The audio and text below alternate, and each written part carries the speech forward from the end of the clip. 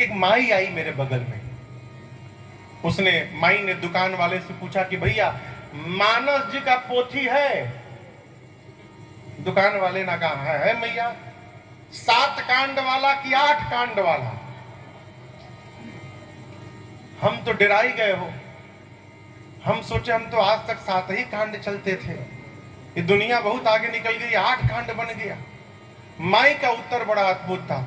माई बोली जब पैसे दे के लेना है तो नुकसान क्यों किया जाए, 8 कांड वाला दो।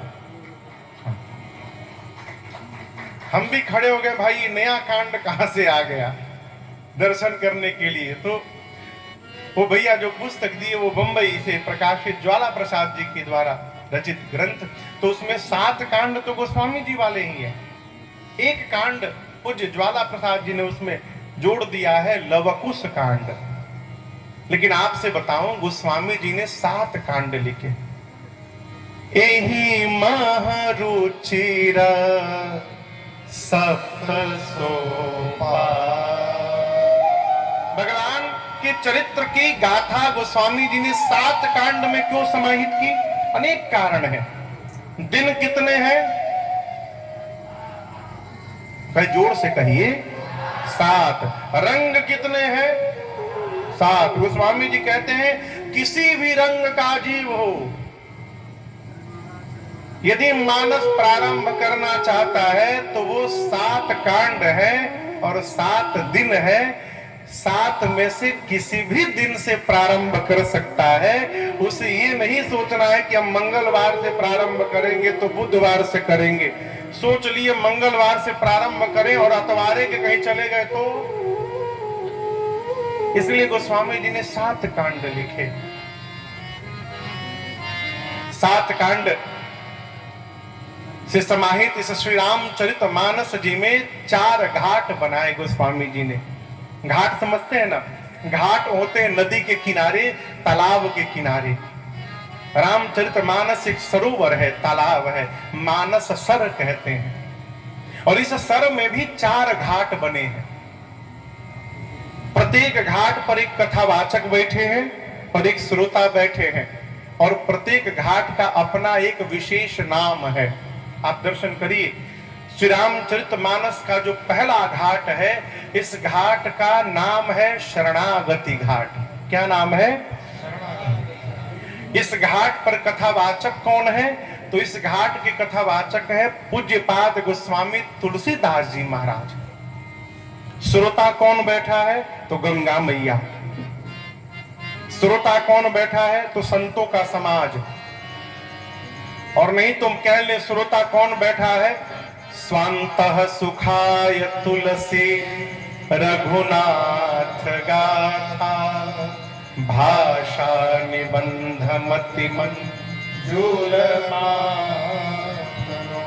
गोस्वामी जी का अपना निज मन। और यहां समझिएगा, हम कितनों आपको कथा सुनाए, कथा सुनकर यदि आप समझ गए तो आपका उद्धार हो जाएगा। और हम केवल गा रहे हैं और हम नहीं सुन रहे हैं, हम गाते गाते खत्म हो जाएंगे, हमारा कुछ होने वाला नहीं है। देखिए, वक्ता वही श्रेष्ठ है जो वक्ता से पहले श्रोता बने, जिसके भीतर सुनने की पात्रता जन्म नहीं लेगी वो कभी बोल नहीं सकता। गोस्वामी जी कहते हैं स्वांतः सुखाय, मैं अपने अंतःकरण के सुख के लिए कथा गा रहा हूं। तो इस दृष्टिकोण से श्रोता कौन? गोस्वामी जी का निज मन। श्रोता कौन? बगल में सामने बैरी गंगा जी। श्रोता कौन? संत समाज। ये घाट है कहां? तो काशी जी में 80 घाट है, वो मानस का प्रथम घाट है जिसका नाम है शरणागति घाट। अब आप कहोगे महाराज इस घाट का नाम शरणागति घाट क्यों पड़ा? तो श्री रामचरितमानस में गोस्वामी जी ने जितनी बातें बोली वो सब एक ही बात कहते। देखिए, मेरे से पहले भी आप कथा सुने होंगे, सुने हैं ना? मेरे से पहले कौन कौन कितनी बार कथा सुना है? हाथ उठाए। किसी दूसरे भी वक्ता से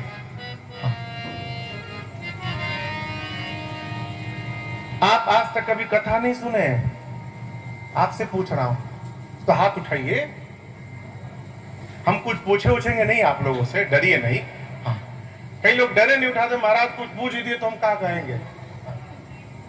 आप सुने हैं ना, लेकिन दर्शन कांड की कथा जितने कथावाचक के सामने आप बैठकर सुनिएगा, आपको भगवान की कथा उतने प्रकार की सुनाई पड़ती है। ऐसा क्यों महाराज? ऐसा इसलिए है कि कथावाचक जिस बुद्धि का रहता है वो उसी बुद्धि को कथा सुनाता है। सबकी बुद्धि अलग अलग होती है, इसलिए भगवान की कथा अलग अलग हो जाती है।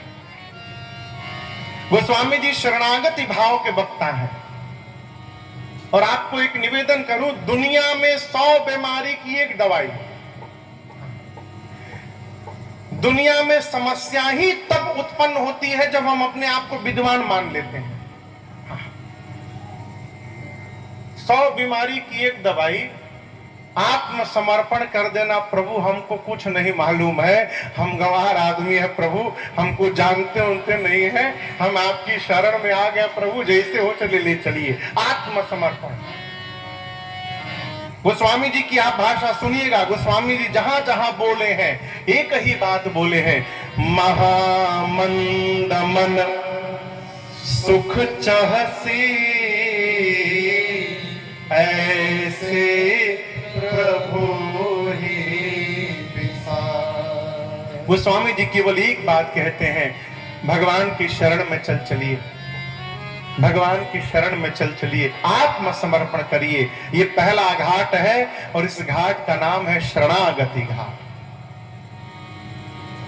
अब गोस्वामी जी कहते हैं, मैं आपको वो कथा सुनाने जा रहा हूं जो कथा तीर्थराज प्रयाग में श्री याज्ञवल्क्य ऋषि ने भरद्वाज ऋषि को सुनाई। अब दूसरे कथावाचक आ गए याज्ञवल्क्य ऋषि। श्रोता कौन है? भरद्वाज ऋषि। स्थान क्या है? तीर्थराज प्रयाग। प्रयाग के कितने लोग हैं यहां पर? अच्छे खासे लोग हैं हो। काशी के कितने हैं? काशी के भी हैं। चलिए, पहले घाट के भी मिल गए, दूसरे के घाट के भी मिल गए, इसके बाद 2 घाट के नहीं मिलने वाले, हम जानत हैं। तीर्थराज प्रयाग दूसरा घाट, कथावाचक याज्ञवल्क्य ऋषि, श्रोता भरद्वाज ऋषि, स्थान है प्रयाग। इस घाट का नाम है कर्मकांड घाट। क्या नाम है? कर्मकांड घाट। किस प्रकार का कर्म जीवन में रखना चाहिए, ये बात किसने बताई? याज्ञवल्क्य ऋषि ने, भरद्वाज ऋषि ने। कर्मकांड घाट पर बातें हुई। दूसरा घाट, अब याज्ञवल्क्य ऋषि कहते हैं भरद्वाज जी से कि मैं आपको वो कथा सुनाऊंगा जो कैलाश में बैठकर भगवान शंकर ने मां पार्वती जी को सुनाई थी। ये तीसरा घाट है कैलाश पर्वत। वक्ता है भगवान शंकर, श्रोता है मां पार्वती, और इस घाट का नाम है ज्ञान घाट। क्या नाम है? मानस में ज्ञान की जितनी बातें हैं सब भगवान शंकर ने बताई। उमा कहूं मैं अनुभव अपना, सत हरि भजना जगत सब सब। ये बात शंकर जी ने बताई। देखिए, ज्ञान क्या है? आपको पता है ज्ञान क्या है? कोई बतावे ज्ञान क्या है? किताब पढ़ लेना ज्ञान नहीं है। किताब पढ़ लेना संतोष जी जानकारी है। ज्ञान क्या है? क्या जाएगा और क्या छूटेगा, इसको जानकर जो मान लिया है वो ज्ञान प्राप्त कर चुका है। आप समझ रहे मेरी बात को? क्या सत्य है और क्या असत्य है, इस बात को जो जान के मान लिया है वो ज्ञानी हो गया है। सत्य क्या है आपको पता है?